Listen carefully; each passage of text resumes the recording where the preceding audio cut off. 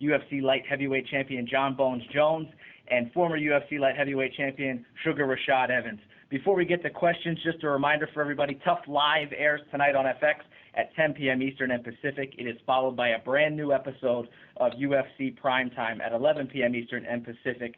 And one last reminder, don't forget tomorrow, UFC on Fuel pre-show from Sweden, 2 p.m. Eastern.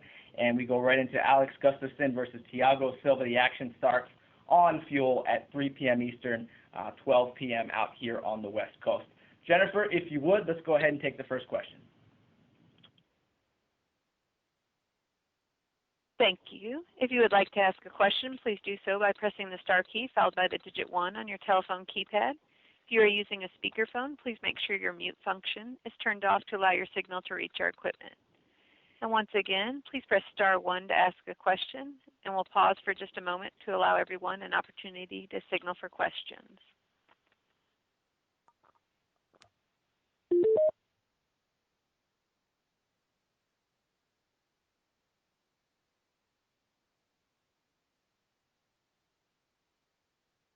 We'll go first to Mike Chapata with MMAfighting.com. Hi, guys. Thanks for the time today. It's a question I'd like both of you to address. I was wondering if you can kind of talk about, obviously there's been so much lead up to this fight, so much talk about it. You guys had to talk about each other for so long. I'm wondering, has this been the most exhausting lead up to a fight for both of you? I couldn't hear you. You were breaking it out. I didn't understand your question. Okay, sorry. Hopefully this is better. Just wondering, since it's been such a long lead up to this fight and so much talk about the rivalry between you over the years, if you could just both answer, has this been sort of the most exhausting lead up to a fight for both of you? John, you can go first, and I'd like to also get Rashad's thoughts on the same question, please.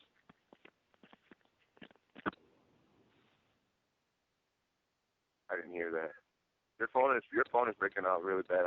It sounds like I could hear not even every other word. Hey, Mike, can you dial back in and we'll put you right back in the queue? Can you hear me now? Yeah, you're a little bit clearer now.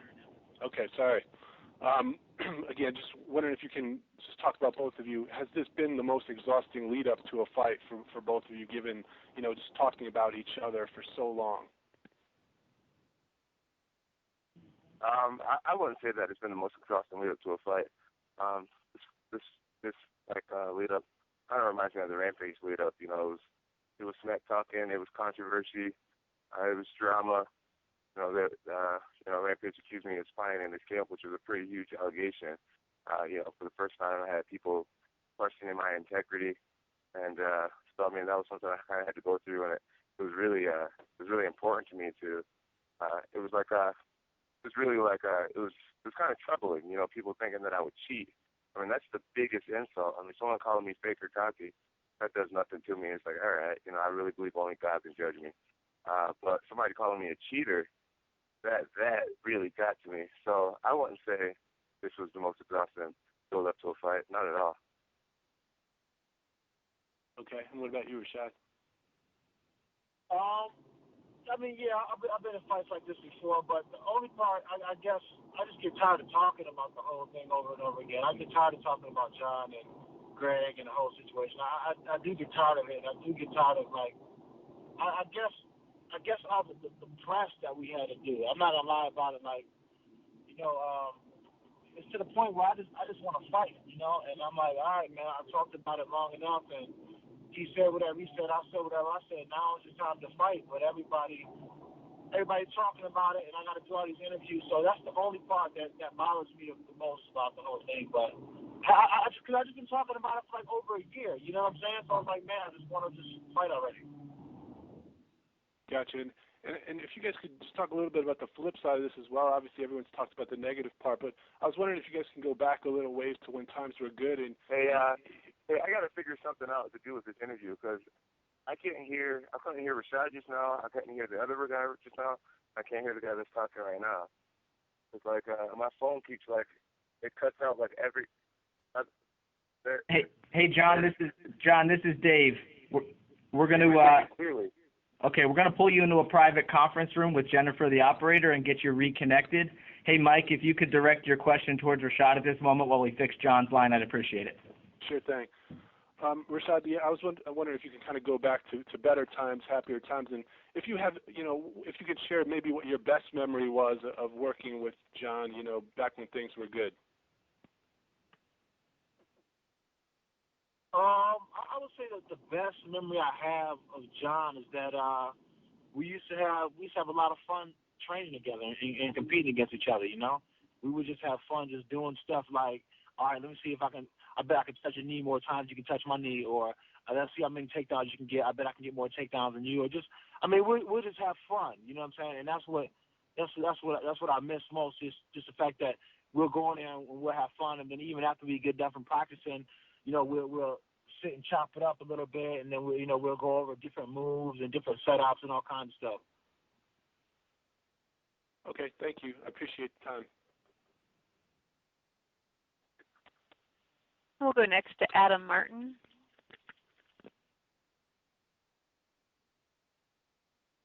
Go ahead, Adam. Your line's open. We'll go to Neil Davidson. Neil, you on the line? Yes, Dave, thank you. Mm-hmm. My question is to both John and Rashad.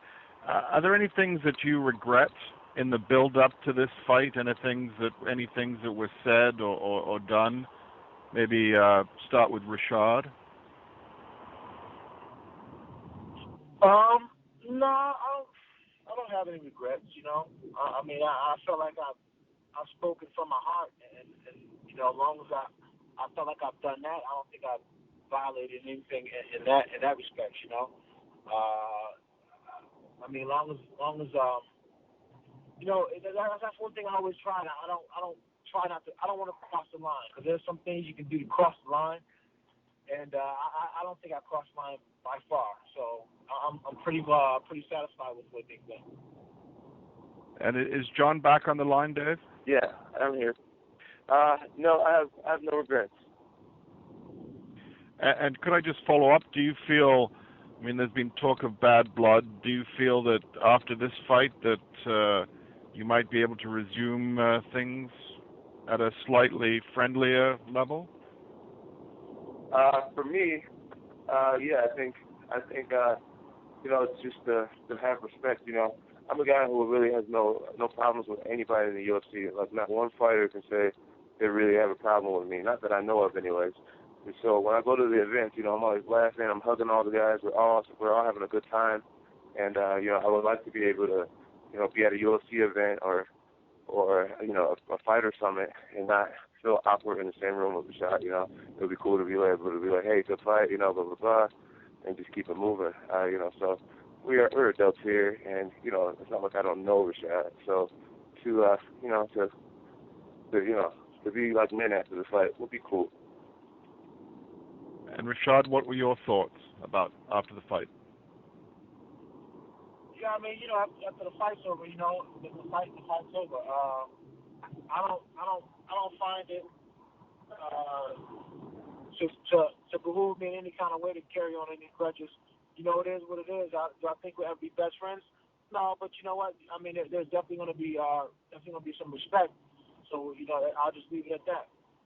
Okay, thank you. Good luck to both of you. We'll go next to Gareth Gabriel with the Philadelphia Daily News. Thank you, and good afternoon to both of you guys. My question is more for Rashad. Rashad, in the build-up to this fight, you had to fight a myriad of other guys. At first, you had to. It was going to be Phil Davis, and then that got scratched, and then it was Tito, and then you had that success in that fight here in Philadelphia. Talk about it, because I know the whole time you always wanted to kind of get your hands on John. Having those fights, come up, did that just seem kind of like a distraction to what you really wanted to have happen? Well, whenever you compete, you always want to get a chance to fight for the belt. That's your ultimate goal. I guess getting an opportunity promised to me is probably, a gift and a curse, because that's all everybody kept talking about, and that's all I was, thinking about at sometimes too. So I think that that title being out there, the number one contender, this is the guy who's supposed to fight for the belt, I think that became kind of the weight more than anything, and kind of just like, okay, let's just hurry up and get this over with, you know, so I can go and fight for the belt that I was supposed to fight for a long time ago. Yes, Rashad, appreciate it. We'll go next to Eduardo Martel with Univision Radio. Yeah, first question. Hi, guys. This is for John.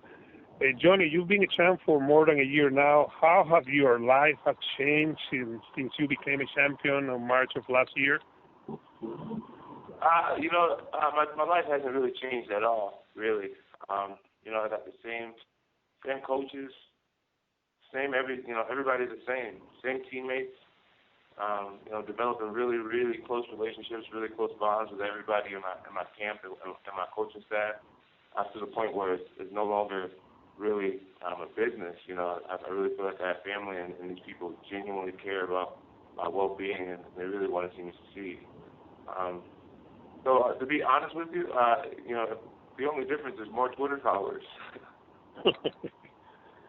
Okay, and this question is for Rashad. Rashad, how different is this title fight for you if you compare this fight with the previous you had before?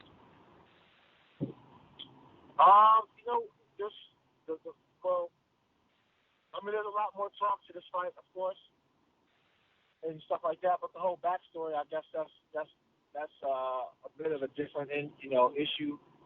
It's an interesting one that people follow. So it's that's probably the only difference. I got just the emotional, just the connection that was there beforehand. Okay, thank you. Good luck to you, both guys. We'll go next to Kevin Richardson with Baltimore Sun. Hi, guys. Can you hear me? Yeah. Can hear you, Kev. Hello? Go ahead, Kev. You're there. Oh, I'm sorry. This is with John first. John, we got a chance to see a lot of you behind the scenes and working with your strategy with Jackson. Do you, once you guys got to see some of what was aired, did you guys ever regret doing that, showing some of the strategy behind the scenes like that? What did you see behind the scenes? One of the instances where Greg was working with you on striking, and Rashad is going to follow up with a certain jab, and you would hit him under his rib or with a kick, and you guys were working on that, and I saw, it's one of those things that. You're talking about the prime time, getting to see him a little bit of prime? Yes. Oh man, no, I'm not worried about that at all. One thing about my fights, is that most of my opponents know that I have tons of technique. You know what I mean? Like, I'm a big studier of footage, and I realize everybody who I fight, I figure out what they're really good at. I mean, what hand they hit harder with, what's their go-to punches, what's their go-to combinations. I figured it out with Shogun. Figuring it out with Lyoto was really tough because he had so many techniques. But one thing about myself is I really don't think my opponents could figure out what I'm going to throw. I throw so much stuff.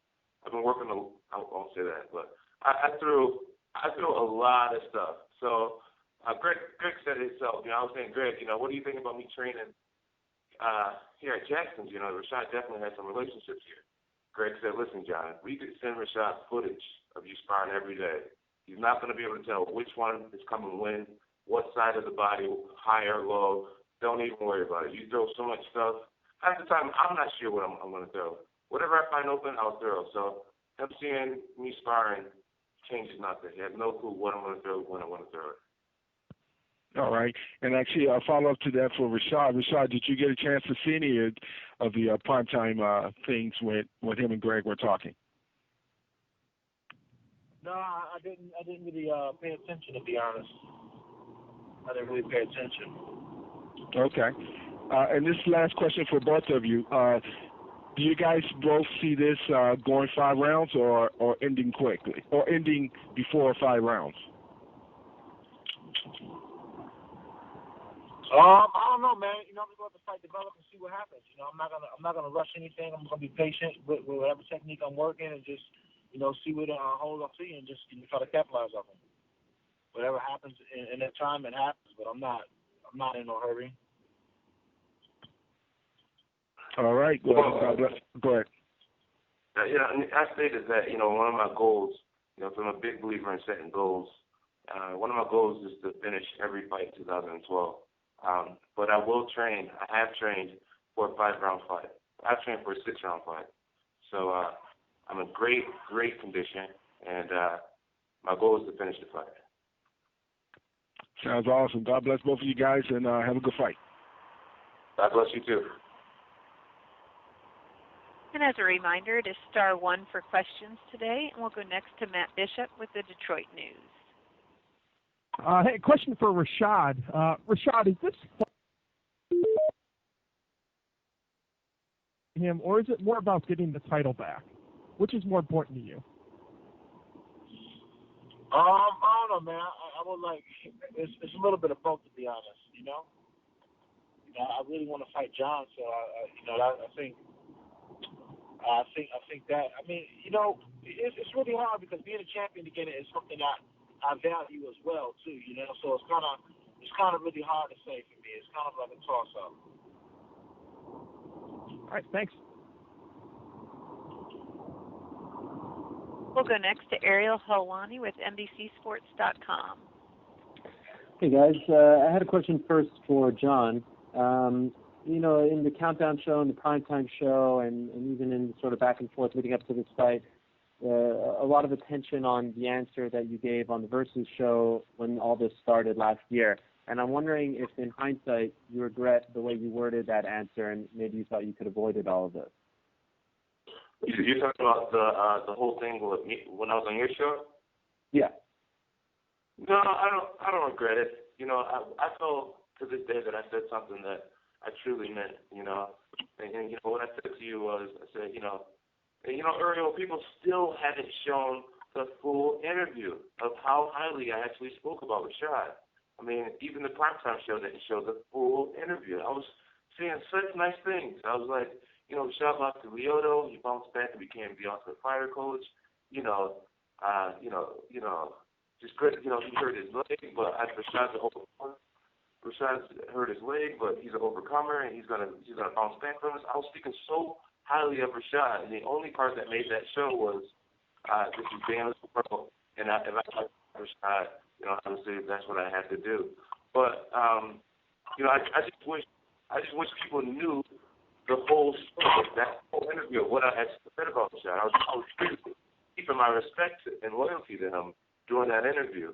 But for the most part, Rashad took the part of me saying that I would never want to fight him, and he that struck his ego somehow, and now he's challenging me for my light heavyweight championship, and I don't regret what I said, because I said what I would have said to his face. I'm aware that when you do interviews, he's going to hear it, especially if his name was aware.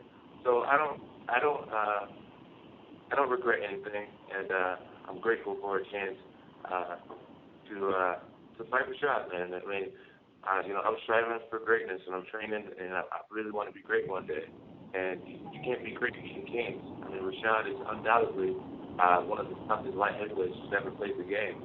And to beat him is going to be huge. I mean, this fighting the best is what it's all about. And that's why I'm excited. And, everybody, so far I fought Rampage. Rampage said this is the best camp of my life. I hired Muscle Farm. I fought Lyoto. Lyoto hired 9 professionals to help him train for the fight. Everybody that fight, they give it the best camp they have. And that's why I'm so proud. I'm not fighting guys who say, I had a bad camp or I was injured. Everybody that I fought in last year, they claim they have the best camp of their life. And that's what Greg Jackson tells me. He's like, man, you want to fight people at their best. And I hope Rashad's at his best, because that's the best way to beat somebody. So I'm happy to fight Rashad at his best. I'm happy with what I said. And for Rashad, since it's obviously become relevant again, I'm wondering, we recently reposted the interview. I'm wondering if you did have a chance to watch it and to get a sense, maybe in context, what John was trying to say then. No, Ariel, I mean, when it comes down to it, that interview was just a piece of everything that was kind of happening. Like, it just with that interview, but John has said stuff before, and even leading up to that fight, every time somebody asked him about me, he was like, listen, Rashad's not in my thing, he's not in my mind, he's not this, he's not that. Rashad has absolutely nothing to do with it. I mean, it was just like, he was just so dismissive. And like, John already know what time it was, because when he had called me after we talked to Phil, he already knew how I took it. He already knew how I took it. So if he didn't mean it a certain way, then he wouldn't have called me with a guilty conscience, like, no, man, this is. I'm sorry you took like that, but he already knew what time it was. So I mean, who cares about that interview? I mean, it's really about what was said before and how John really feels. And now I know how he really feels. John always wanted to fight me. John never wanted to be teammates and never wanted to be like brother. John came on the team to learn the way to beat me so he can fight me. Okay, and also for Rashad, just curious, I'm sure you still have friends at Jackson's. Has this affected your friendship? You know, if someone has to spar with John or to help him out, I mean, how have you dealt with the people around John at Jackson's? The people around John at Jackson's, I mean, they're my friends, but I wouldn't compromise their integrity by asking them anything. I wouldn't do that, because that's not how I want to win. That's not what I want to know. And I don't think that they would even say anything in the first place. But more fabric into question. I wouldn't even want to do that to them, because I'm a friend. That's not what a friend does. And have you learned anything from this? Meaning, now with your new team, you know, would you do things differently if you have like some young guy coming up who's in your weight class? Would you think twice about bringing him in, or do anything that you kind of wish you would have done a couple of years ago when they brought John in? Well, I know I wouldn't do that. I wouldn't put myself in a position again. I wouldn't bring myself with somebody that I knew would be a contender. You know, and like I told Greg at the time, I told Greg I don't think it'd be a good idea, but Greg did what Greg wanted to do for Greg. That's why Greg brought him on, because Greg wanted to do what he wanted to do for Greg. And that's the thing about it. Like Greg talks about, oh, you know, for the team, the team consists of which is Greg Jackson. And that's what the team consists of. It's about Greg Jackson getting the Coach of the Year awards. That's pretty much what it consists of. So, you know, I would never put myself in that position again. Okay, just two other quick ones, if I may. To Greg Jackson's defense, Greg Jackson, you know, Rashad Evans is telling the truth when he says that, you know, Greg Jackson is not always around the gym. That's totally true. Greg Jackson, he's a man who works extremely hard. He has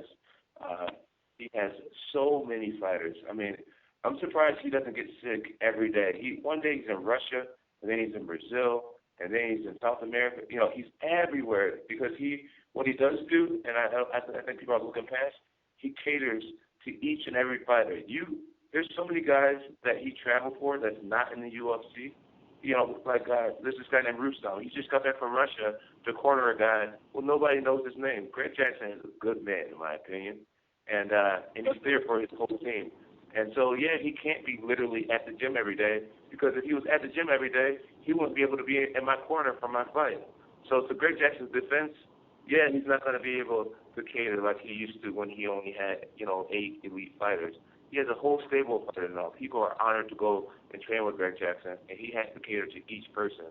So, I mean, what does that have to do with anything that we're talking about, though? That's nothing to do with what we're talking about. A gym like Jackson's is not a place for the selfish. It's not. The gym like Jackson's not a place for the selfish. What are you talking about? He's talking about bringing somebody else into the weight class. He has nothing to do with. He wasn't talking nothing about Greg Jackson and the fighters that he corner and shit like that. He wasn't talking about that, bro. If you're gonna jump in the conversation, you gotta keep up, man. Next question, please. Okay, I just had two other quick ones, if I may. Rashad, have you brought in anyone to specific that wasn't part of the team to sort of help emulate John's unique style? No, there's no sense. John has a unique style. It makes no sense to bring in somebody special that emulates John's unique style. John is one of a kind, you know. There's no sense in trying to get used to somebody else that does something sort of like John when John does his own thing. Oh, thanks, Rashad. And last one for John. Can you just clear up in words the tweet you sent out about the UFC sponsoring you. That sounds like a unique thing. What exactly is going on there? Well, for this fight, I have a goal. I've had a goal of being sponsored by Nike for many, many years, and a part of our strategy to try to make that happen one day is to not be a billboard and not just be sponsored by Tap Out one week and Affliction one week and then Muscle Farm next week and then all these random companies. If you realize, I try to look for relationships with companies, long-lasting relationships with companies. And so a part of, my brand is to keep it clean. Less is more, in my opinion. So when Form Athletics went down, pretty much every company in the business was looking for an opportunity to work with me. And I was really honored to have, to be such a, whatever you want to call it, to be wanted like that. I thought it was really awesome. It was a real honor. But we came up with a strategy to keep it clean and be sponsored by the UFC itself. And I'm glad the UFC wanted to work with me as well. And I think they trust that I'll never make them look bad. You'll never have to worry about me in a DWI or doing something crazy. I think I'm a good company guy. The UFC asks me to do anything, and I always do it. I never tell them no for anything. I think I do more marketing than any other fighter because I say no to absolutely nothing. I don't think most champs are like that. So I think they realize I'm a company guy, and they decided to sponsor me. And and they put in the deal that if any mainstream companies come after this win, that they will let me go. And I think that's awesome. We'll go next to Eric Columbia with WICZ Fox 40. Hey guys, first question is for John. John, we've seen you be like the fun-loving guy all the time, and not that you're not that guy now, but it seems like we've seen like a little bit more of a serious tone with you, especially in some interviews. Has your demeanor changed at all heading into this fight to a more serious tone, do you think? No, I don't think my demeanor has changed too much. Sometimes it causes me to get a little more serious because there's some pretty serious allegations being thrown around about my head coach. But for the most part, I'm still the same me, man.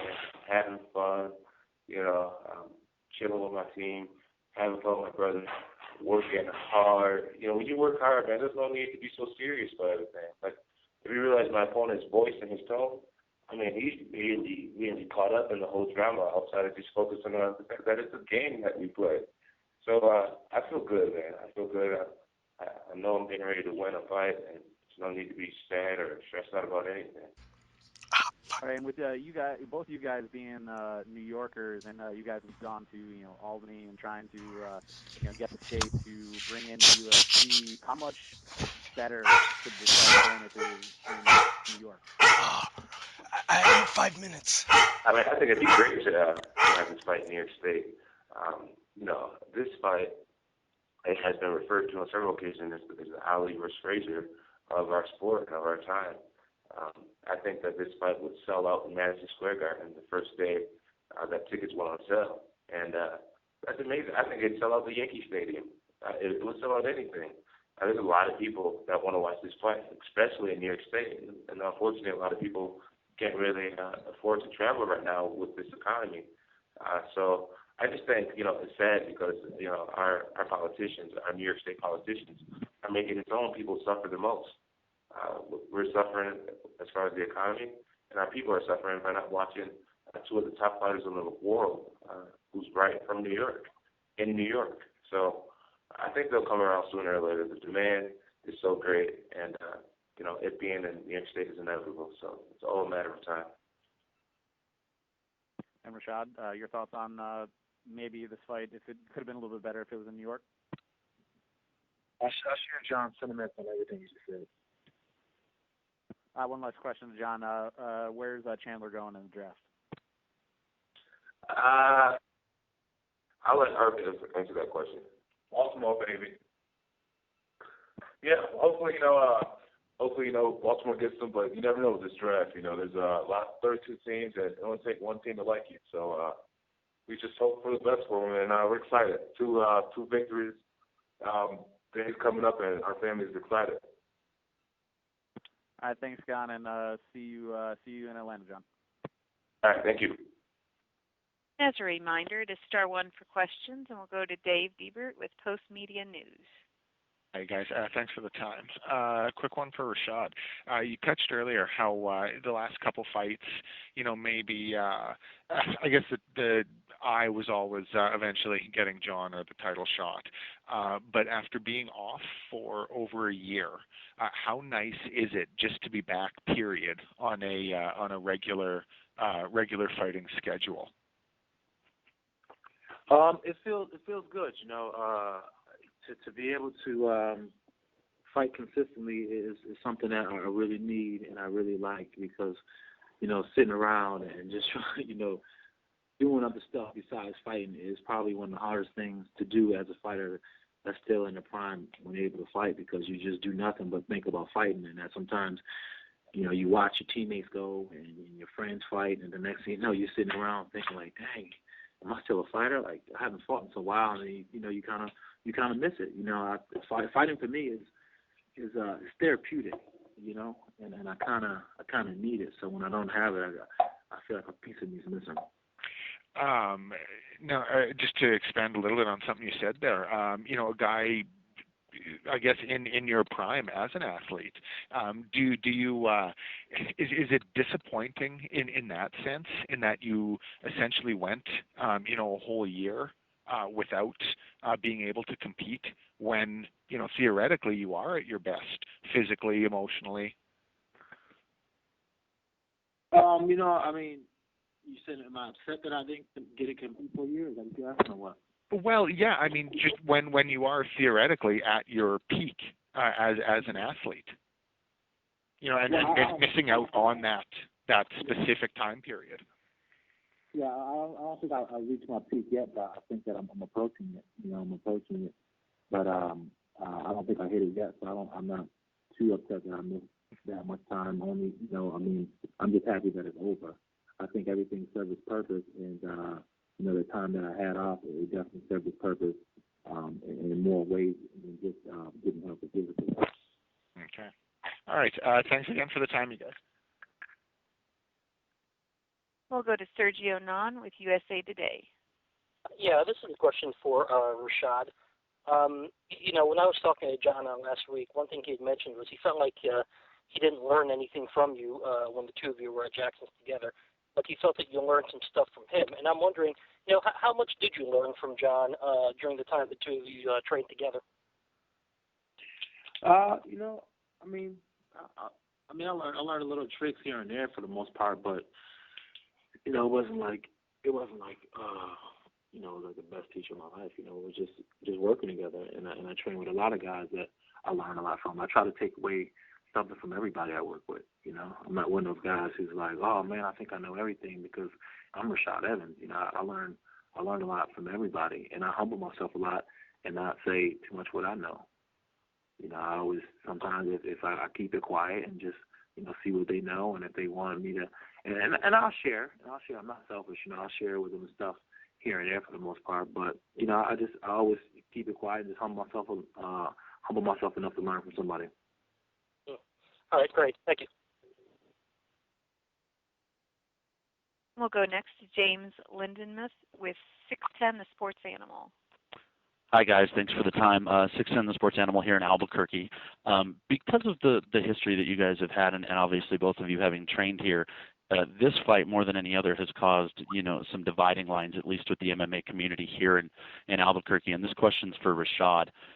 Before the fight and in between the rounds, when you look over and you see guys in the opposite corner that you trained with for so long and worked with so hard, what do you think is going to be going through your head?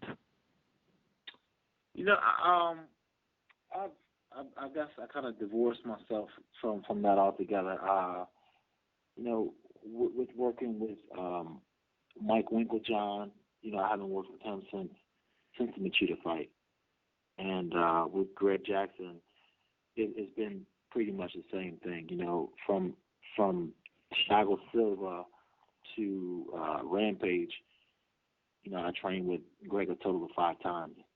you know, and that was it. You know, I was doing my camp in Denver at the time, and Greg came out. I trained with him 5 times, so having those guys against me, it's gonna be whatever. You know, they're gonna think that they know what I'm gonna do, and you know, stuff like that. But you know, it doesn't matter to me. Well, best of luck to both of you guys, and no matter what the outcome, you guys both have a ton of fans out here in Albuquerque, gentlemen. Thank you. We'll go next to Damian Martin with MMAweekly.com. Yeah, let me open up with Rashad. Rashad, let me start here because you've had some pretty fierce rivalries in your past. You know, the Rampage thing, Tito, stuff like that. I mean, where does this rank? Just because is it more personal, or can you separate it more? I mean, how does this rank in those, you know, with those fights, I should say?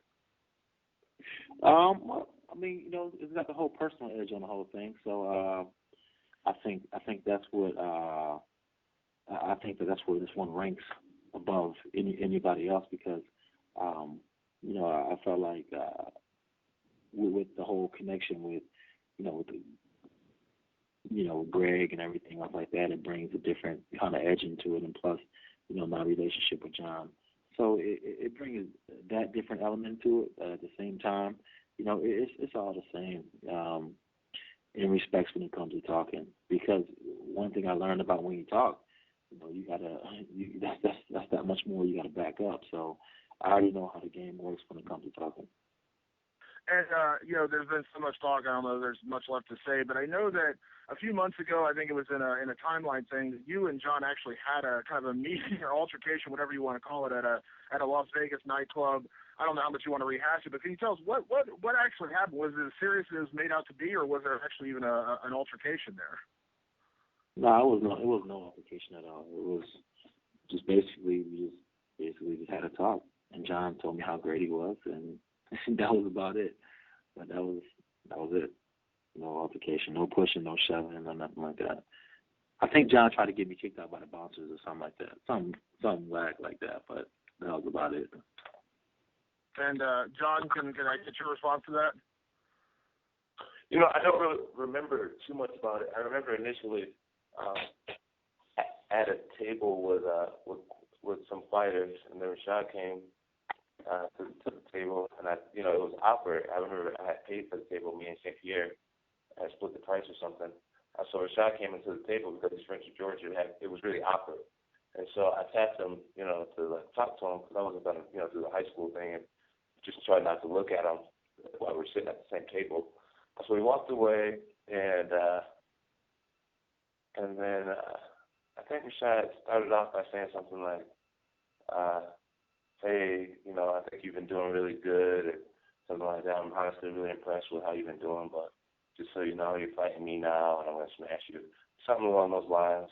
And then the conversation changed from that point. Stop, John, you got to stop lying right now. You got to stop. So, you know damn well I didn't start off by saying nothing like that. Wow, Rashad, you are in your mid-30s. You're so rude, bro. Just let me talk. Stop trying to argue all the time. I'm not arguing. Stop interrupting. You up here lying. That's all I'm saying. I'm saying you up here lying. That's That's all I'm saying. Can you just stop interrupting me? Wow. Okay, John. Jeez, I would think you were the 24-year-old.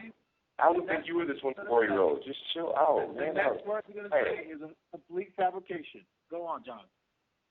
So, anyways, so I will admit, yes, I did tell Rashad that I was going to finish him, and that I was hoping that he would be my first career highlight knockout. He remembers that. And one more for John, if I could. There's part of the promotional machine. This has nothing to do with you necessarily requesting this, but we know the photo shoot was done, the Muhammad Ali kind of, you know, the mimicking in the underwater, and then they came out the Champ is Here video, which is obviously referencing Ali. And you mentioned Ali Frazier. I just want to ask, what does that comparison mean to you? Is it does it add pressure because of how great Ali was, or do you like that people are putting you in that same vein? You know, it adds no pressure. I find it fun. I just find it fun. You know, that's all. You know, I definitely don't consider myself Muhammad Ali. You know, I thought Muhammad Ali had many flaws in the person that he was, but at the same time, you know, I love Muhammad Ali. I'm a huge fan of Muhammad Ali. You know, I've watched every interview he's ever done. I've read a Muhammad Ali book. You know, I have his autographs, signed Cassius Clay. I have his autographs signed Muhammad Ali. I'm a huge fan of Muhammad Ali. But I don't strive to be Muhammad Ali. You know, I strive to be the best Jonathan D. Jones that there ever was. You know, I want to do things better than Muhammad Ali. So I just find it fun. You know, I never came out and was like, oh, I want to be Ali and put me in the cover underwater. That was the UFC's idea. I mean, so that's the people on the outside looking at me in a positive regard, and I'm truly honored, and I think it's awesome. I think it's awesome, and what it does, you know, where most young fighters will probably get to their head and they start to think, oh, I'm the man now. Yeah, look at this cover. You know, it would deteriorate a lot of young fighters, but me, it motivates me. It empowers me to train harder and to realize that if I don't become greater than Muhammad Ali, it's my own fault. So I realize that, and it pushes me farther. That's why I train 5 times a day.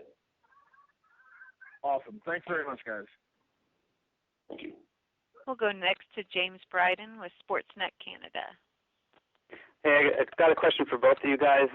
Not looking past each other, but I was wondering what you think about tomorrow's main event, and in particular, Alexander Gustafsson.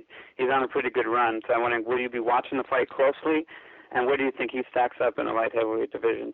John, start with you. I think Alexander's looking really great. I think he's looking really great. Actually, UFC just posted one of his fights online on UFC.com, and I actually watched it. It was my first fight that I've ever watched. Alexander Gustafsson, excuse me. And I think he's looking good. He has real good hands, and you know, he has the gift of hands. Everybody has gifts. His seem to be in his hands. So that's all I can say, really. Rashad? What was the question again? Just wondering if you'll be watching tomorrow's main event closely, and what you think about Alexander Gustafsson, where he stacks up in the light heavyweight division. Oh yeah, he looked pretty tough, man. He looked tough, long, rangy, athletic. Looks like he's learning a lot. He looks like he can get bone. Okay, thanks. Thank you. I'd now like to turn the call back over to Mr. Dave Schaller. Thanks, Jennifer. I want to say thank you to Rashad Evans and John Jones for participating in today's call, as well as all the media members who turned in. It was a perfect appetizer for next week's media events. The media schedule is